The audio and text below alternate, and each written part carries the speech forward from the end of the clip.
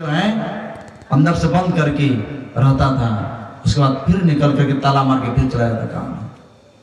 तो सब यहाँ सेटिंग था। सेठ जी लड़का जैसे अंदर गया बस उसी समय सबको आया और बंद किया था अंदर से। तुरंत सेठ जी जो है ठटका रहा है, खुलो जल्दी खुलो। ये लोग जो था जो सब शिकायत कर रहा था, ये लोग और ताल ठोक रहा है कि सेठ जी आज तो ये पकड़ा गया बंदा, आज कहाँ जाएगा। अंदर से कह रहा है वो लड़का कि सेठ जी बस 1-2 मिनट और रुक जाइए जरा सा। ये लोग और उसको कान भर रहा है, देखिए मान से आता होगा भीतर में, तब ना नहीं खोल रहा है जल्दी। सेठ जी कह रहे जल्दी खोलो ना तो गेट तोड़ देंगे। बस लड़का जो है गेट को खोलता है। अंदर में क्या था, एक टेबल था। टेबल के ऊपर में एकदम पूरा घिसाया हुआ चप्पल, पूरा घिसाया हुआ टेबल के ऊपर रखा हुआ है। और फटा पुराना कपड़ा जो पहन के जो आया था, वो फटा पुराना कपड़ा को उसी टेबल में रखा हुआ था। चक्कर मकर सबको देख रहा है, रूम में कुछ है ही ना, रूम में बस वही टेबल है और यही पुराना सब घिसाया हुआ चीज है इसका। अब सेठ जी कहा कुछ तो है ही नहीं इसमें। तो सेठ जी कहता है कि तुम इसमें कुछ है ही नहीं है तो तुम इसमें घुस करता क्या है बंद करके, तुम सही बताओ। तब लड़का कहता है सेठ जी बस मैं इस रूम में जब घुसता हूं तो अपने मन को समझाता हूं कि रे मन तुम कैसा आया था घर से, कैसा फटीचर बनकर के तुम आया था यहां पर, और इस सेठ की कृपा से, सेठ के आशीर्वाद से अभी तुम कैसा बन गया है। इसलिए मैं अपने मन को समझा करके ईमानदारी से आपका मैं जाकर के काम करता हूं। आपका 1 रुपया का भी आपका कहीं हेरा फेरी नहीं करते।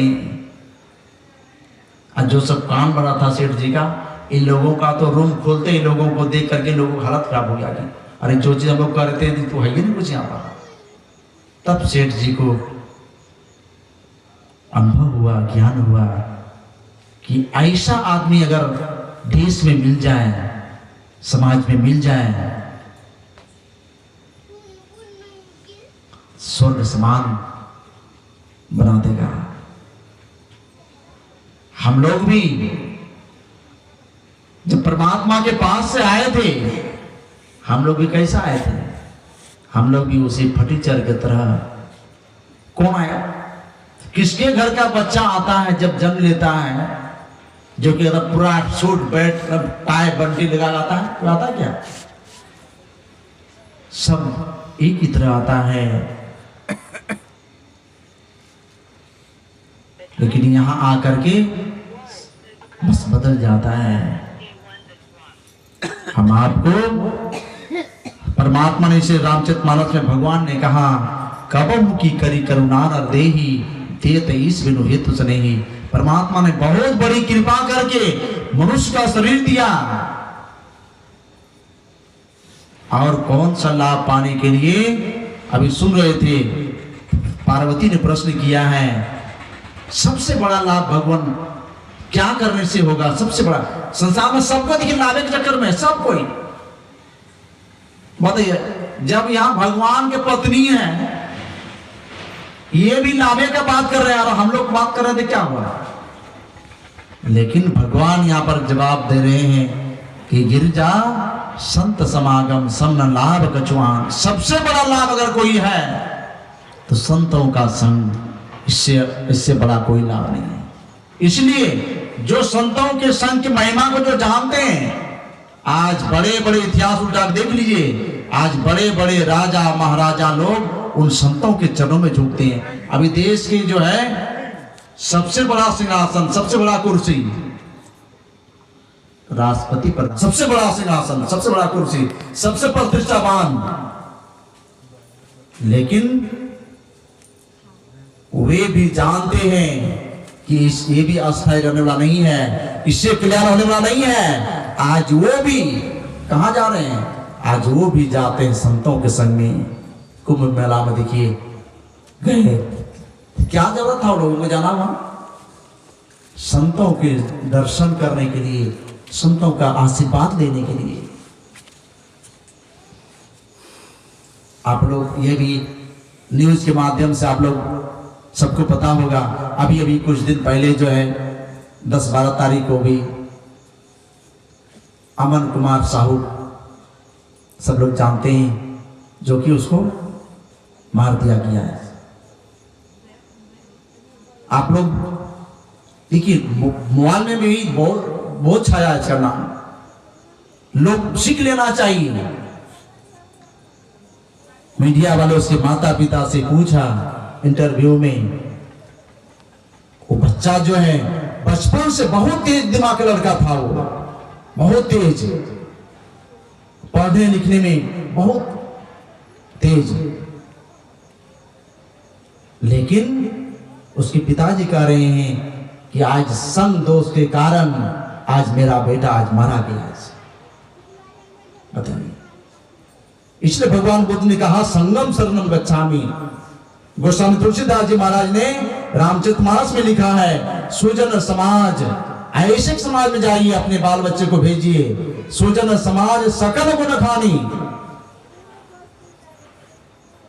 कोई भी इसके अलावा जो है, अमन के अलावा जो है, कोई भी माता पिता आज तक ऐसा नहीं हुआ कि पकड़ करके अपने बच्चे को या पुलिस को खबर किया कि मेरा बेटा ऐसा कर रहा है। अपना बेटा के लिए जो कई बार जाके थाना में कहा, बेटा को पकड़ के भी ले गया, लेकिन सुधरा नहीं, आज दुनिया से चला गया। हम आपका भी सब कुछ कीजिए। आदि गुरु शंकराचार्य महाराज ने कहा, पुत्र सुपुत्र तो क्यों धन संचय, पुत्र को पुत्र तो क्यों धन संचय। पुत्र अगर सुपुत्र अगर है, कहते हैं किस लिए धन संचय कर रहे हैं? अपने पुत्र को सुसंस्कार दे दीजिए, महापुरुषों के ज्ञान दे दीजिए। बाकी आप धन संपत्ति दिए नहीं दिए, घर बना दिए नहीं बना दिए, कार मोटर दिए, बैंक बैलेंस किए नहीं भी दिए तो भी चलेगा। अपने ज्ञान के बल पर, अपने सुसंस्कार के बल पर सब इकट्ठा कर लेगा वो। अगर ये सुसंस्कार नहीं दे पाए, महापुरुषों के ज्ञान नहीं दे पाए, कुपुत्र तो क्यों धन संचय, पुत्र सुपुत्र तो क्यों धन संचय। कहते हैं आप ये दो चीज नहीं दे करके अपने बाल बच्चे के लिए सब चीज दे दीजिए, पढ़ा लिखा करके खूब बड़का नौकरी दे दीजिए, बैंक बैलेंस, जमीन जायदाद, घर द्वार सब बना दीजिए। आपका बेटा क्या करेगा? सारा संपत्ति जो है आपका एक एक करके कहां ले जाएगा? सारा संपत्ति आपका बर्बाद कर देगा, नहीं रख सकता है। नहीं, हमने हरियाणा में पीतम्बरवाज जो है वो जो शरीर जो छूट गया उनका कोरोना काल में, इनके मंदिर में लिखा हुआ था वहां पर, प्रभु का भजन करते नहीं, दान में करते भील, उनके धन को खाएंगे वेश्या वैद्य वकील। आपका धन जो है, पलटू बाबा जो है ये कहते हैं नहीं, पता एक हाथ का बोतल का भी नहीं रहता है, कम में रहता है। एक हाथ के बोतल ने 80 बीघा जमीन घुस गया। कहते घुसेगा उसमें? कैसे घुस गया उसमें? कैसे हट गया उसमें? और इतिहास उल्टा देखिए, जिसको भी जो है शराब का, जुआ का ये नशा जिसको पकड़ लेता है, ये छूटने वाला नहीं है। संत महात्मा कहते हैं, जिसके भी जीवन में, जिसके भी घर में ये घुसा है, उसका जड़ समेत उसका उखाड़ करके समाप्त कर दिया है। भगवान राम ने रावण को जब मारा, अभी शरीर नहीं छूटा था, धरती पर पड़ा हुआ था, बहुत लंबा प्रसंग है, सिर्फ शॉर्ट में बता देते जो उसका सार निकलता है। तो लक्ष्मण को भेजा था, किस लिए? कहा लक्ष्मण देखो, अब हम लोगों का, रावण को कब मारा था? 14 वर्ष के अंतिम समय में। कहा देखो, अब हम लोगों का 14 वर्ष पूरा होने वाला है, यहां से जाने के बाद राजपाट भी चलाना है। और रावण सब विद्या में निपुण था, वो सब विद्या में, इसलिए जा करके रावण से कुछ विद्या सीख करके आओ। लक्ष्मण जी गए हैं, दोनों में वार्तालाप हो रहा है, बता रहे हैं, बहुत लंबा वार्तालाप है, उधर का समय भी नहीं है। भगवान राम ने देखा कि बहुत देर हो गया, भगवान राम पहुंचते हैं। उसी समय जब भगवान को देखा रावण ने, तो भगवान को देख करके रावण कहते हैं, अच्छा कि आप अंतिम समय में आ गए, कम से कम मैं मान गया अब कि आप भगवान आप हैं, लेकिन आप ये बताइए, जाति में आपसे श्रेष्ठ हम हैं। देखिए, भगवान राम से जाति में सबसे श्रेष्ठ रावण है, जाति में आपसे श्रेष्ठ हम हैं, और परिवार में भी, कुल खानदान में भी आपसे ज्यादा मेरा है। 1 लाख पुत्र, 1.25 लाख नाती, बताइए कितना जनसंख्या है। जाति जनसंख्या में भी आपसे श्रेष्ठ ज्यादा है, जाति में भी आपसे श्रेष्ठ है, धन संपत्ति भी सोने का महल रुपए के छाजा, धन संपत्ति भी आपसे ज्यादा है, सब चीज में आपसे ज्यादा है, लेकिन आज हम आपसे हार गए, इसका कारण बताइए। रावण ने कारण पूछा है, तब भगवान ने कारण बताया है। कहा बिल्कुल आप हमसे, सब चीज में आप हमसे श्रेष्ठ आप हैं, लेकिन आपका ये दुर्दशा का कारण आप सुन लीजिए। भगवान ने कहा सबसे पहली बात, आपने महापुरुषों की बात को नहीं माना, धर्म ग्रंथ के बात को आपने नहीं माना, और धर्म ग्रंथ महापुरुषों की बात को जाने दीजिए, यहां तक कि अपना आप जो है, आप अपना पुत्र का भी बात नहीं माना, अपना भाई का भी बात नहीं माना। रावण ने किसी का बात नहीं माना, संत महात्माओं की बात को नहीं माना, शास्त्र में क्या दिया है उसका भी नहीं बात नहीं माना। अपना बेटा जो था, उसका प्रश्न जो था, उसका प्रश्न भी बहुत समझाने का कोशिश किया, लेकिन बेटा का बात एक नहीं माना। यहां तक कि भाई को भी, भाई का भी बात नहीं माना, भाई को लात मार के भगा दिया। भगवान कहते हैं, और मेरा तो जन्म ही हुआ है, संत के आशीर्वाद से मेरा जन्म ही हुआ है, और जब मेरा जन्म हुआ, जब होश संभाले, तो फिर संतों की सेवा में, संतों के साथ में मेरा जीवन गुजर बसर हो रहा है। और ये जो देख रहा है, ये मेरा भाई है, जैसे जो है मेरा परछाई साथ नहीं छोड़ता है, वैसे मेरे साथ मेरा भाई साथ नहीं छोड़ता है, मेरे साथ मेरा भाई रहता है, आपके साथ आपका भाई नहीं है। रावण उस समय उसको एहसास हो गया, अनुभव हो गया कि सही माने हमने कहाँ हमने भूल किया है। बस अपने इस भूल को स्वीकार करते हुए रावण अंतिम कहते हैं, बस भगवान, बस आप खड़े रहे हैं, जब तक मेरा शरीर से प्राण ना निकल जाए तब तक आपका दर्शन हम करते रहें।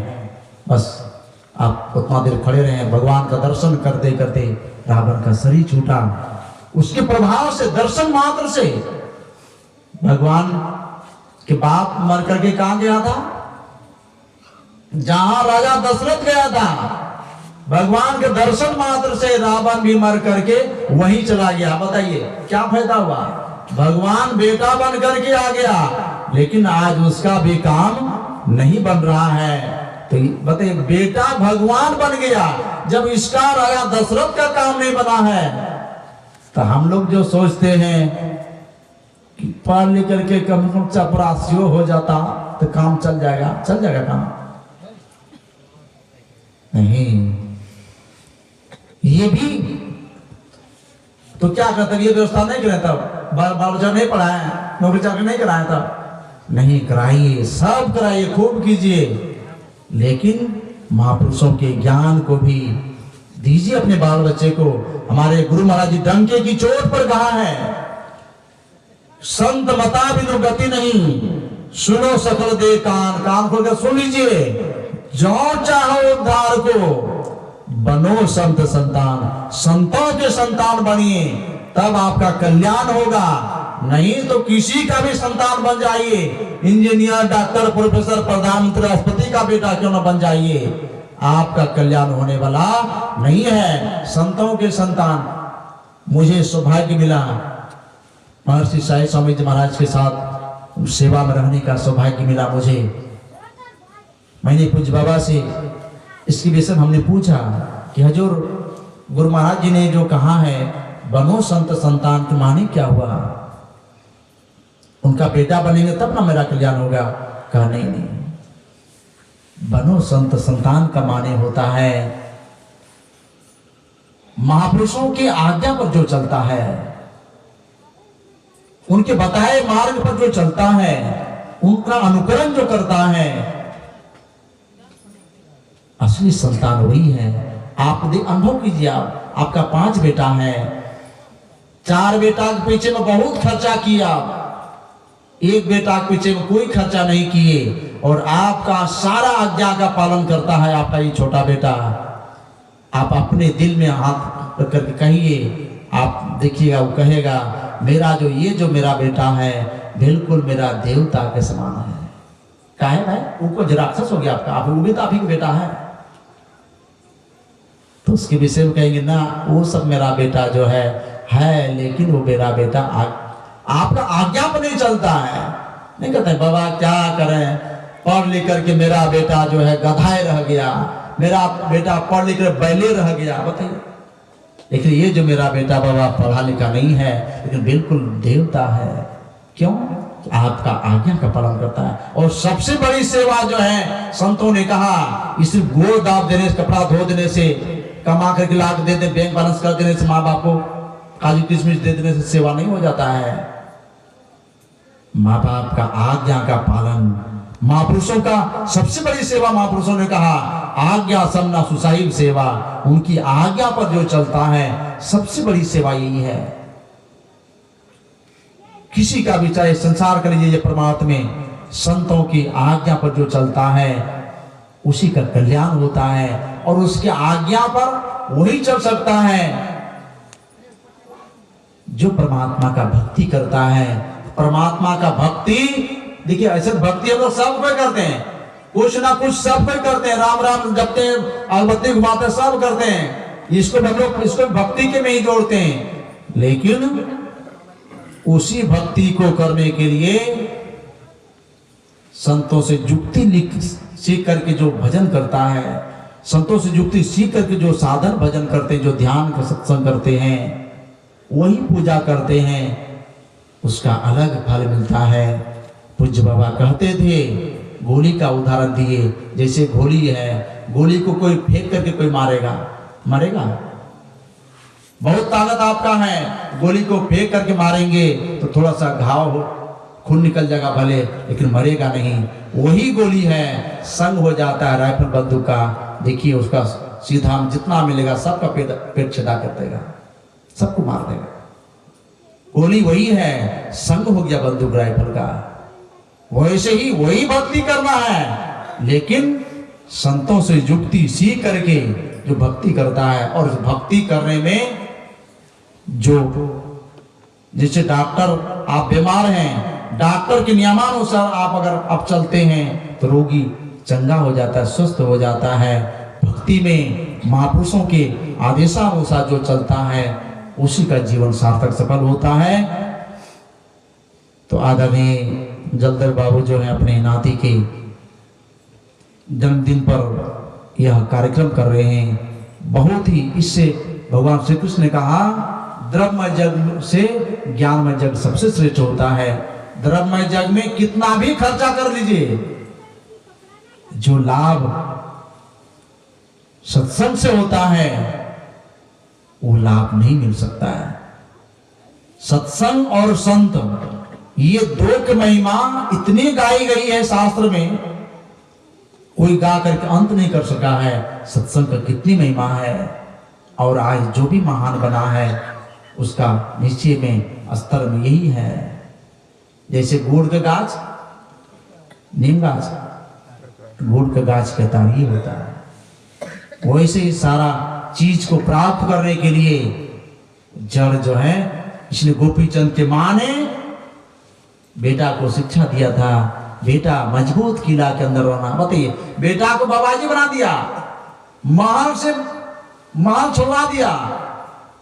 बेटा कहते मां तुम कह रही है मजबूत किला, और पिताजी ने ये मजबूत किला, दादा पिताजी ने इतने मजबूत किला बनाया, इसको तुम छुड़वा कर जब तो बाबाजी बनवा रहा है, मजबूत किला वहां कहां मिलेगा? बाबाजी के वहां तो कभी गिरिध गना, कभी मुट्ठी पर चना, कभी वो भी बना चलता है। चलता तो खूब चकाचक चलता है, तो बस मुट्ठी पर चना खा गई। गोपी चंद मान कहा, बेटा तुम नहीं समझा, मजबूत किला सदगुरु के शरण में जो है जाकर के सत्संग को मजबूती से जो पकड़ के रखता है वही मजबूत किला है। बेटा जिसको तुम किला कह रहा है, एक दिन ये किला भी, अच्छा कितनों कीमती, कितनों खर्च करके कोई घर बनाता है, घर रहता है, घर क्या, वो भी घर जो एक दिन ढह जाता है, बनाने वाला भी ढह जाता है। लेकिन सत्संग जो है ये कभी समाप्त होने वाला नहीं है। जो इसका मजबूती से पकड़ता है वो जब तक सृष्टि रहेगी तब तक आपका धरती पर नाम रहेगा आपका। हम लोग कहते हैं ना पूर्वज घटते हैं। अब आपको पूछेगा आपका दादा परदादा का क्या नाम है, एक दो पीढ़ी के बताइएगा, उसके बाद नाम ना जाने बाबा क्यों ना। आज जब से सृष्टि हुई तब से धरती पर संत हैं। वो लोग कौन है? हम लोगों का पूर्वज है कि कौन है? गोतिया में यहाँ है कि कौन है? लेकिन आज उसका धरती पर नाम आज है, आज पूजा हो रहा है। और हम लोगों का घरे में फोटो नहीं मिलेगा माँ बाप का। जो दादा दादी मर के चला गया है, यशो राम अभी हम लोग कर रहे हैं उस घर में, उसी का फोटो हिरा गया, तो गोतिया ने कहा मिलेगा। और उन महापुरुषों का देखिए, आज गुरु महाराज जी जो है ये ठो घर छोड़े, अपना घर, अपना 80 बीघा जमीन गुरु महाराज जी का हिस्सा में, वो जमीन छोड़ दिए, घर द्वार छोड़ दिए। आज इनके नाम से कितनी रजिस्टर, कितनी हजारों लाखों एकड़ होगा कि कितना होगा पता नहीं। आज इनके नाम से अभी हम लोग बाबा जमीन खरीदे हैं, कितना 2 कट्ठा रजिस्ट्री करवाने पे जा रहे हैं, मारे कितना खर्चा बताइए, 1-2 कट्ठा रजिस्ट्री करवाने का नाको दम हो रहा है। आज इनके नाम से कितनी जमीन है, कौन काम करके गए, कौन सा हम लोगों को दे के गए हैं। लेकिन आज सत्संग के प्रभाव से हम बतवा में देखिए, अमीन में जो अभी जो है वो तो हमको सब लोग जानते ही हैं। आज सत्संग के प्रभाव से देखिए, आज आप लोग आप नीचे बैठे हैं, हम ऊपर बैठ कर आप ही लोग को समझा रहे हैं। ये सत्संग का देन है।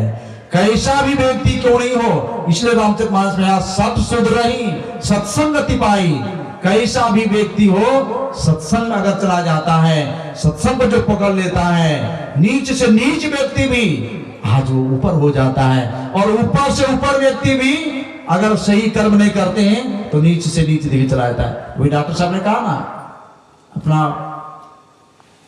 मास्टर साहब के किसका नाम बताए, लेकिन देखिए मुस्कुल में तो जन्म हुआ, जन्म रहने से क्या होगा, लेकिन खान पान, गुरु महाराज ने कहा खान पान को प्रथम समारोह, खान पान और पवित्र है।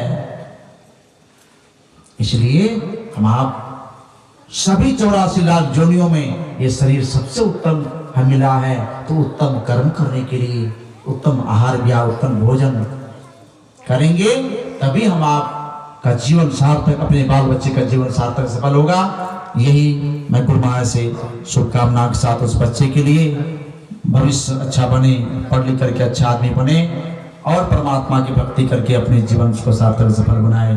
यही शुभकामना के साथ अपनी वाणी को विराम देते हैं।